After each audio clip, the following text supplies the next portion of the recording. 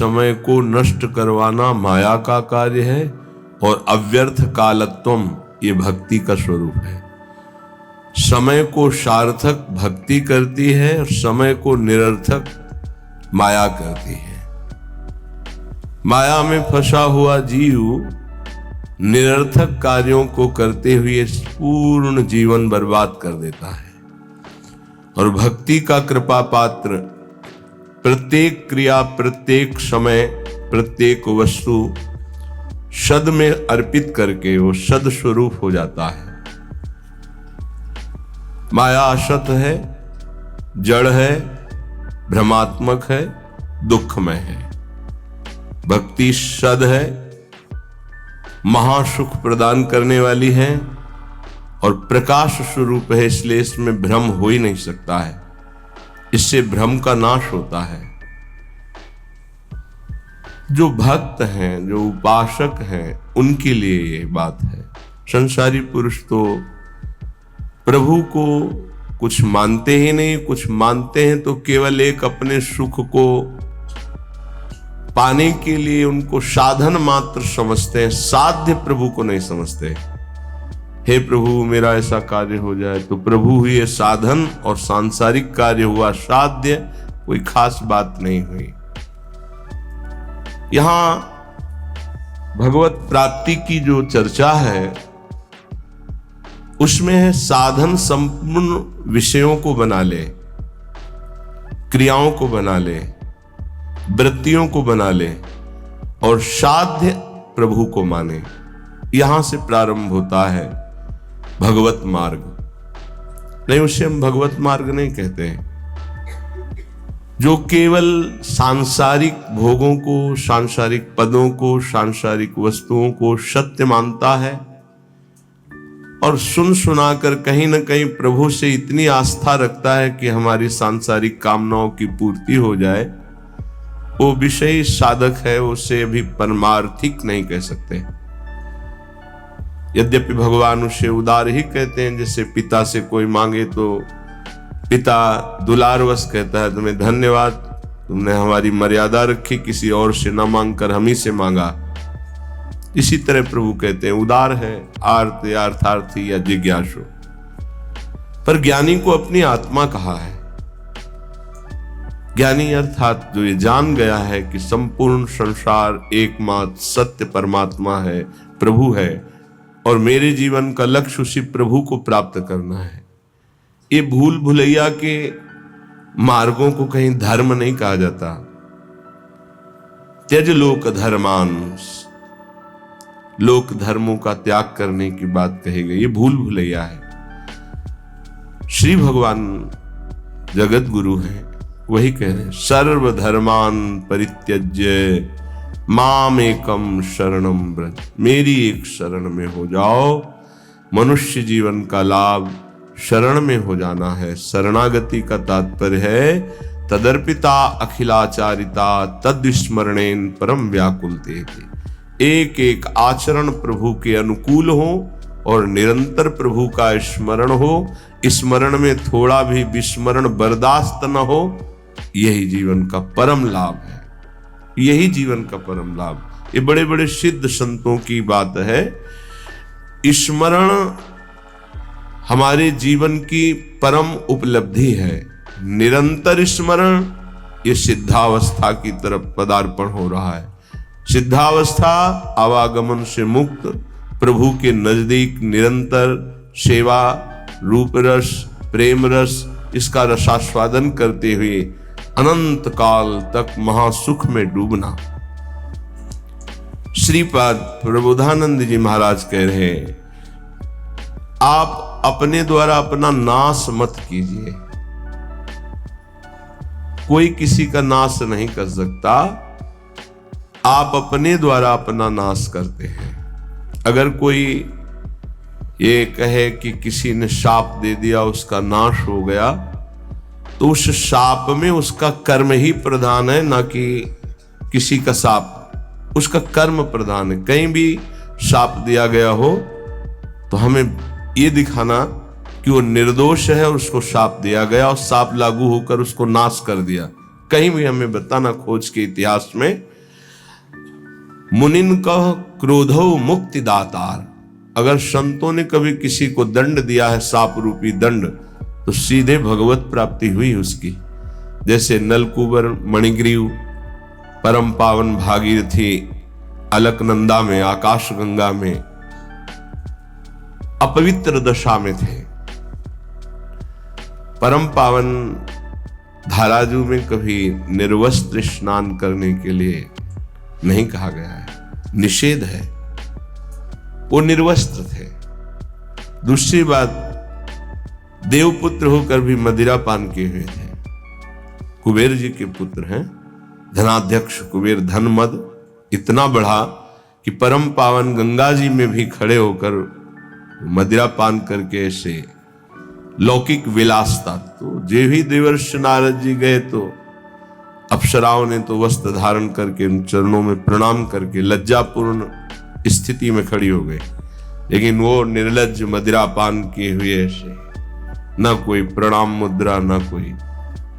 तो उन्होंने कहा, तुम इतने बड़े महापुरुष के पुत्र होकर ऐसा आचरण करते हो, जाओ मैं तुम्हें शाप देता हूं, वृक्ष योनि को प्राप्त हो जाओ। बड़ा भयंकर शाप, तो बड़ा भयंकर। कहां कुबेर पुत्र और कहां जड़ वृक्ष योनि। पर कृपालु नारद जी ने कहा, वृक्ष तो बनोगे पर नंदालय के द्वार में वृक्ष बनोगे। और भगवान सर्वलोक महेश्वर जब अवतार लेंगे तब तुम अपने स्वरूप में आ जाओगे। क्या सौभाग्य मिला, ऐसे साधनहीन को योगी दुर्लभ वांछित वरदान मिल गया। प्रभु उस नारद जी की बात सत्य करने के लिए जब मैया ने ओखली में बांधा तो ओखली घसीटते हुए वहां पहुंचे और दोनों वृक्षों के बीच में फंसा के ऐसा झटका मारा, दोनों वृक्ष गिर पड़े और उनसे दिव्य पुरुष यही नलकूबर मणिग्रीव प्रकट हुए और भगवान का दर्शन, भगवान के वचन, भगवान का स्पर्श प्राप्त किया। क्या ये शाप है? विचार करो, ये शाप नहीं है तो वरदान से भी श्रेष्ठ है। अगर कोई हमें शाप भी देता है तो हमारे कर्म का मार्जन होता है, हमारा कोई नाश नहीं कर सकता, हमारे कर्म ही हमको दंड देते हैं। इसलिए कह रहे, ना हंता ममते वृथा कुरु सखे, देहालय स्त्रियादिके छित्वा दुर्जर श्रृंखलम गुरुगिरा, ते मोह मात्रोदितम वृंदारण्यमुपेत्य शीघ्रमखिला, नंदैक साम्राज्य सत कंदम कंद फलादिवृत्तरनिशम, तन्नाथ लीलाम स्मर। ना हंता, हे भाई तुम्हें जो मानव देह मिली है इसका तुम नाश मत कर दो। ये नाश किया जाता है क्या? जो पराई माताओं बहनों की तरफ व्यभिचार वृत्ति, जो दूसरे की धन की तरफ अपहरण वृत्ति, भोगों को भोगने में सुख वृत्ति, देहाभिमान पुष्ट करने वाले पदों की लालसा, ये सब अपना एक तरह से पतन किया जाता है और इसी संसार में उन्नति मानी जाती है। उन्नति है इंद्रियों को शासन में रखना, मन को प्रभु में लगाना, यथालाभ संतोष स्थिति रखना, हर कर्तव्य को भगवान की सेवा समझना। हम अपने द्वारा अपना नाश ना करें, ना हंता, अपना नाश मत करो। कोई तुम्हारा बाल बांका नहीं कर सकता, तुम्हारा कर्म ही तुमको दंड देता है। किसी व्यक्ति की बुद्धि में बैठकर या कोई घटना रूप या तुम्हारे शरीर में रोग रूप या परिस्थिति रूप, तुम्हारा कर्म ही तुम्हें दंड देता है। विश्वास कर लो, कोई दूसरा त्रिभुवन में नहीं है जो तुमको कष्ट दे सके। इसलिए जो तुम्हारा देह है, जो घर है, जो स्त्री पुत्र आदि हैं, वृथा में इनमें अहम और मम बुद्धि करके अपना नाश मत करो। बहुत से परिवार तुमने छोड़ दिए हैं। योग वासिष्ठ में प्रसंग आता है, वासिष्ठ में प्रसंग आता है चूड़ाला जी का, और भी बड़े महापुरुषों का आता है। वो सरस्वती की उपासना करती थी एक रानी। जब उसके पति युद्ध में मारे गए राजा तो बहुत विकल हुई, तो अपनी प्रिय सखी सरस्वती जी का स्मरण किया, आकाश स्थित हो गई और उसने कहा मेरा सहयोग करो, मैं इस समय बहुत व्यथित हूं, मुझे ऐसा ज्ञान प्रदान करो जिससे मैं अपने पति के वियोग को सह सकूं। मुस्कुरा दिया सरस्वती जी ने और कहा तुम मुझे अपनी सखी कहती हो, फिर दुखी हो रही हो, कितने तुमने परिवार छोड़े तुम्हें पता है? बोले नहीं, मुझे तो यही लग रहा है मैं पहली बार जन्म लिया हूं, ये मेरा पति है ऐसा। आओ, तो उनका सूक्ष्म शरीर उनके साथ हो गया, स्थूल वहीं गिर गया। कितने जगह ले गई, ये देखो पूर्व जन्म के तुम्हारे अमुक अमुक नाती पोता परिवार, ये देखो यहां तुम पिता थे, यहां तुम पुत्र थे, इस घर में तुम अमुक थे, याद आ रहा है तुम्हें? तो सरस्वती जी ज्ञान देती जा, हाँ हाँ हाँ। अब इनका कोई परिचय तुमसे है? नहीं। ऐसे उस जीव का तुमसे कोई परिचय नहीं है, वो कुछ समय के लिए केवल तुम्हारा पति। बहुत बड़ी ज्ञानी सिद्ध महापुरुष हुई, योग वासिष्ठ में बड़ी विशुद्ध चर्चा ज्ञान की है। ज्ञान मोह का नाश करता है, उसका मोह नष्ट हो गया। ये जो हमें मिला हुआ परिवार है केवल भगवत प्राप्ति के लिए मिला हुआ है। गृहस्थ धर्म और विरक्त धर्म अलग अलग मर्यादा है। पत्नी पुत्र परिवार आदि की सेवा रूपी परम धर्म करके नाम जप करते हुए भगवत प्राप्ति करनी है। शरीरों में मोह नहीं करना है, आंतरिक बैठे हुए प्रभु से अपनापन करना है। यहां प्रभु से कोई मतलब नहीं, केवल शरीरों से प्यार किया जा रहा है, इसीलिए दुर्गति हो रही। वृथा में अपना नाश स्वयं मत करो, एक अहमता ममता ये जग में है दुखदाई, ये जब श्री जी की ओर लगे तो होत परम सुखदाई। इसलिए तात मात सुतदार देह में मति अरुझे मतिमंदा। अय मतिमंद, तू अभी समझ नहीं पा रहा, तेरे समय को केवल नष्ट किया जा रहा है। ना तेरी कोई पत्नी, ना कोई पुत्र है, ना कोई तेरा कोई सगा संबंधी है। एक केवल माया का नाटक है। एक ही सच्चिदानंद विराजमान शरीरों में है जिसे तू जान नहीं पा रहा, और शरीरों का अलग अलग अहमता ममता से संबंध करके पुनरपि जननम पुनरपि मरणम की व्यवस्था कर रहा है। हे भाई, यदि गुरुदेव के चरणों की आराधना करो और उनके वचनों को मान लो तो तुम्हारे मोह का नाश हो जाएगा। और जहां मोह नष्ट हुआ तो आप जो लिखा हुआ वही आपको अनुभव में आएगा। श्रीपाद कह रहे हैं छित्वा दुर्जर श्रृंखलम, ये बहुत कठिन श्रृंखला है जिसको कोई काट पावे।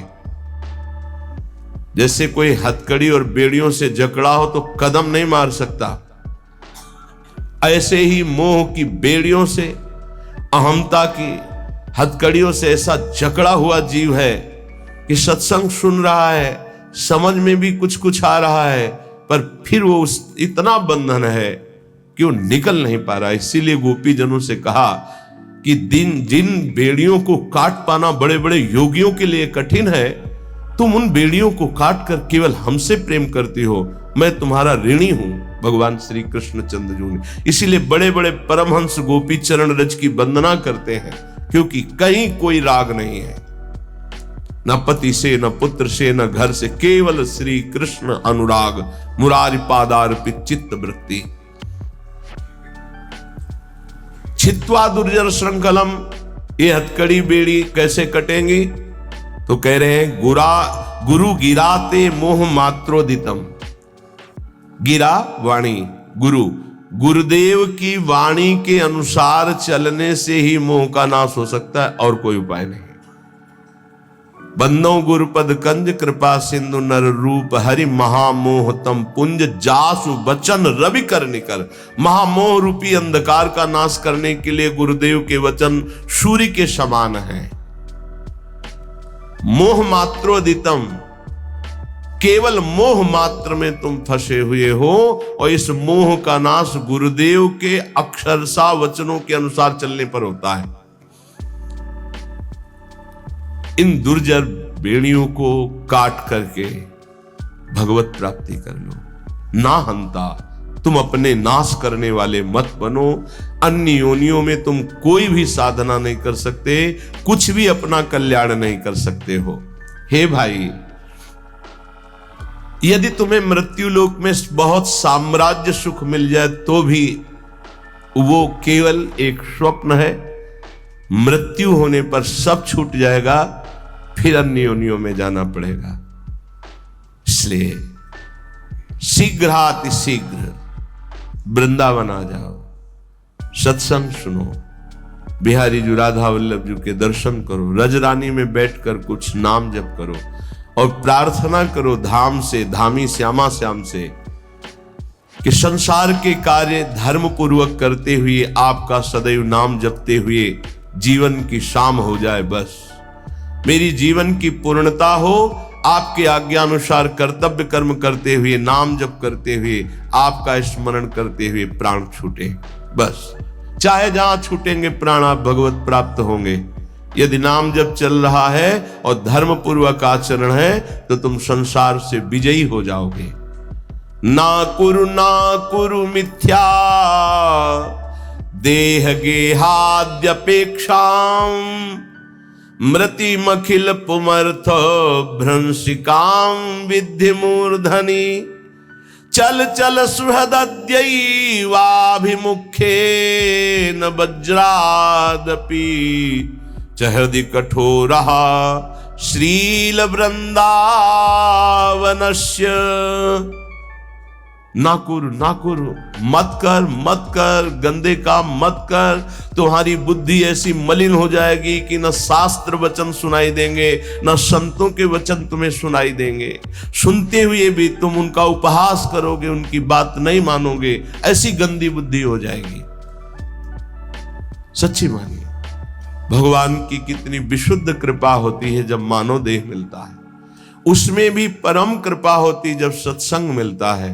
लेकिन मलिन आचरण होने के कारण हमारी इतनी गंदी बुद्धि है कि हम वहां कुछ लेने के लिए जो अवसर मिलता है, सतवचन, सतमार्ग, सद्भाव, उनको तो छोड़ते और दोष दर्शन, उपहास, निंदा आदि करके अपना सर्वनाश कर देते। ना कुरु, मत कर, ऐसा मत कर। श्रीपाद कह रहे मिथ्या देह गेहाद अपेक्षाम, इस शरीर के भोगों की अपेक्षा मत कर। ये कोई सुख नहीं है, चाहे जितना कोई भोग ले, तृप्ति आज तक नहीं हुई, वही नवीन आशा। मृतिमखिल पुमर्थ भ्रंशिकाम विद्धि मूर्धनि, ये तुम्हारे समस्त पुरुषार्थों का नाश करने वाले हैं। तुम्हारा शरीर, तुम्हारी भोग इच्छा, तुम्हारे भोग संबंध, ये सब तुम्हारा नाश करने वाले, तुम्हें समझ में नहीं आ रहा। मृत्यु तुम्हारे सिर पर खड़ी है। मृत्युमखिल पुमर्था भ्रंशिकाम विद्धि मूर्धनि, तुम्हारी बुद्धि को भ्रष्ट कर दिया इस मोह ने, संसार की सुख बुद्धि ने, और मृत्यु तुम्हारे सर पर खड़ी केवल समय का इंतजार कर रही। हे बंधो, आज ही इस बात को समझ लो। देखो, इतना विचित्र माया का जाल है। एक ऋषि है, तपस्या परायण जंगल में है। इतने कामासक्त होते हैं कि दिन में वो सहवास करना चाहते हैं, तो उन्होंने मृग और मृगी रूप धारण कर लिया तपोबल से, और सहवास कर रहे थे। महाराज पांडु ने देखा कि ये मृग है, तत्काल बाण संधान किया, मारा। एक ही बाण में दोनों बिंद गए। नजदीक गए तो दोनों ऋषि, एक ऋषि पत्नी और एक ऋषि, दोनों हाय मच गया। अरे ऐसा कैसे अपराध हो गया, ब्रह्म ऋषि का वध कैसे हो गया। तो उन्होंने बताया कि दिन में पशुतापूर्ण जो व्यवहार है, मैं ऋषि होकर नहीं कर सकता था, पर मैं कामांध हो गया, इसलिए पशु रूप धारण किया, मृग रूप। और तुमने बिना विचारे, तो उनका राजाओं का कार्य है मृग का वध करना, जो ऐसे मृग है जिनसे हमारे सेवा में जो जन हैं, जो प्रजा हैं, उनको रोग होने की संभावना हो तो हम शिकार उन्हीं का खेलते हैं, इसलिए मैंने मारा, तुम्हें कोई ऋषि मान के थोड़ी मारा है। तो उन्होंने कहा मुझे तो मेरे कर्म का फल मिल गया। इससे प्रतीत होता है कि विकार कितने प्रबल हैं। इतना बड़ा महात्मा जो अपने आप को एक क्षण में मृग के रूप में परिणित कर सकता है, वह अपने काम को नहीं रोक पाया और वो सहवास सुख में मगन है कि मृत्यु ने मार दिया। यहां कह रहे हैं मृत्यु मखिल पुमर्थ भ्रंशिकाम विद्य मूर्ति, तेरी बुद्धि को भोगों ने भ्रष्ट कर दिया है, पर तुझे यह पता नहीं कि मृत्यु तेरे सिर पर खड़ी है। मृत्यु तेरे सिर पर खड़ी है। हम बड़े आनंद में मगन हो रहे, किन्हीं भोगों में, किन्हीं विलासिता में, और मृत्यु एक एक सेकंड गिन रही है। ये सेकंड गया, ये सेकंड गया, ये से, और ऐसा प्रहार करेगी, फिर तुम्हारे पास कुछ भी बनाने के लिए समय नहीं रहेगा। मन पछते ही है और शर्मिते। इसलिए कह रहे चल चल सुहृद दैवाभिमुखेन वज्रादपि च हृदि कठोरः श्रील वृंदावनस्य। कठोर कर ले अपने हृदय को वज्र के समान, किसी के भी मोह भरे आंसुओं में मत फंस, और सत्संग सुन और चल चल भगवत मार्ग में चल। गृहस्थ धर्म में रहते हुए, परिवार का पोषण करते हुए, नाम जप करते हुए, भगवत कथा गायन, भगवत कथा श्रवण, भगवत नाम कीर्तन, ये है चल चल चल। भगवत मार्ग में चल, गंदे मार्ग में ना करो, ऐसा कार्य मत कर, ऐसा मत कर कि तू अपना नाश कर ले। देखो महापुरुष जन करुणा करके कह रहे हैं, वो तो भगवत प्राप्त है, उनको क्या फर्क पड़ता है, तुम माया में लगो या प्रभु में लगो। पर एक विशेष संतों के हृदय में प्रियता होती है, वही प्रियता डांटती है, मत कर, ऐसा मत कर, कठोर हृदय बन, इनके आंसुओं पे मत आ, सतमार्ग पे चल। चलो तुम ऐसे परिवार में हो जहां कलह हो सकती, तिलक मत लगाओ, मत कंठी बांधो, मत ठाकुर सेवा विराजमान करो, पर अंदर अंदर रो रो कर पुकार सकते हो, राधा राधा। अंदर ही अंदर कोई जाने ना, भगवत प्राप्ति हो जाएगी। बात मान लो, भगवत प्राप्ति के लिए हम अपने जीवन को अन्य कोई आश्रय, अन्य कोई संबंधों में नहीं खोने वाले। भगवत प्राप्ति के लिए हमारा जीवन है। अब हम भगवत प्राप्ति करके रहेंगे। अगर हमारे ऊपर ऐसा शासन है कि हम बाहरी भागवतिक रूप नहीं धारण कर सकते तो ना धारण करो, झगड़ा कलह नहीं करना। पर राधा राधा करने में कौन जान पाएगा? चुपचाप अंदर ही अंदर राधा राधा। रावण कभी नहीं जान पाया कि विभीषण इतने महान भागवत हैं। जानने की भी कोशिश की तो भी नहीं जान पाया। ऐसी चतुरता से भजन किया और पूरे भवन में लिखा हुआ था राम राम राम, राम नाम अंकित ग्रह शोभा। हनुमान जी महाराज ने यही देखकर अंदर प्रवेश किया कि लंका निश्चर निकर निवासा, यहां कहां सज्जन कर वासा, यहां साधु कैसे हो सकता है? क्योंकि साधु के ही मकान में भगवान नाम अंकित होते हैं, यहां साधु कैसे हो सकता है? राम राम। सूचना रावण के पास पहुंची थी कि राम राम लिखे हुए है, ये क्या है? आपका भाई है, महामंत्री पद में भी है, लेकिन आपका विरोधी है। गया मंदोदरी कहे ये कैसे? उनका प्रभु हम ये किसी और का नाम नहीं लिखे, आप और रावण रा, मंदोदरी मां रा। बड़ा प्रसन्न हुआ, हे सब गलत कहते, मेरा भ्राता मुझे बहुत प्रेम। भक्त कभी झगड़ा नहीं करता है। लात मारा तो भी झगड़ा किया क्या? तुम पितु सरिस भले ही मुझे मारा, राम भजे हित ना। अब खुल के बात होने लगी। पहले आग को बढ़ाओ, अंदर भक्ति की आग को, और जब इस कोट की आग, फिर सब भस्म हो जाएगा, कोई तुम्हें छू नहीं सकेगा। 5 वर्ष के प्रहलाद जी का त्रिभुवनपति महाबलशाली हिरण्यकश्यप तनिक भी बाल बांका नहीं कर पाए। वही भगवान हमारे भी है। प्रहलाद जी के ही केवल नहीं, हमारे भी हरि है। इसलिए अपने भाव को छुपाकर पहले चिंगारी को ज्यादा प्रकाशित करोगे तो एक बूंद पानी में बुझ जाएगी, लेकिन जब ज्वाला हो जाएगी, हाँ, तो एक आग होती है जो समुद्र में भी पैदा हो जाती है, बड़वानल। आप देखो, हमने देखा है कि जल से भी आग निकल रही है, ऐसे वो जैसे ज्वालामुखी ना, तो जल से भी हमने देखा कि ऐसे लाल एकदम आग की लपटें निकल रही हैं। बड़ा विचित्र भगवान का खेल। जल भी नहीं बुझा सकते, जल में ही तो बड़वानल पैदा होता है, समुद्र में ही। ऐसे ही तुम्हारे हृदय में जब भक्ति का बड़वानल आ जाएगा तो पूरा संसार खिलाफ हो जाए तो भी कुछ नहीं बिगड़ने वाला। इसलिए अपनी भक्ति को जो चिंगारी हुई है उसे छुपाओ और बढ़ने दो, उसे बढ़ने दो। बाहरी कुछ ऐसा मत करो, यदि विरोध हो रहा है अंदर ही अंदर इतना बढ़ा लो कि फिर ताल ठोक के मैदान पे आ जाओ। काम, क्रोध, लोभ, मोह, मद कोई भी परास्त नहीं कर सकता। फिर हरि हर समय तुम्हारे नेत्रों में बसे रहेंगे, पर हमें जीवन खोना नहीं है। श्रीपाद कह रहे हैं हृदय कठोर, कठोर हृदय बना लो। तुम्हें कोई गाली दे, अपमान करे, तिरस्कार करे, बिल्कुल अंदर हलचल मत पैदा होने दो। राधा राधा राधा राधा, निकल जाओगे। अद्यैव मूर्ख चल सर्वमिदं विहाय, वृंदावनाय सकलार्थ सुरद्रुमाय, श्री राधिका सुरतनाथ विशुद्ध भाव, शत्रायमैव कुरुकृत्य समाप्त्यपेक्षां। भाई, ये सब तुम्हें अंत में छोड़ देंगे, तुम सबको छोड़ दोगे।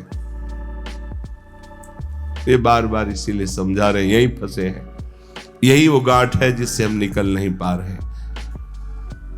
सुत बनिता दिजान स्वार्थ रत, ना करुणे सभी ते, अंत ही तो ही तजेंगे पामर, तू न तजे अब ही ते,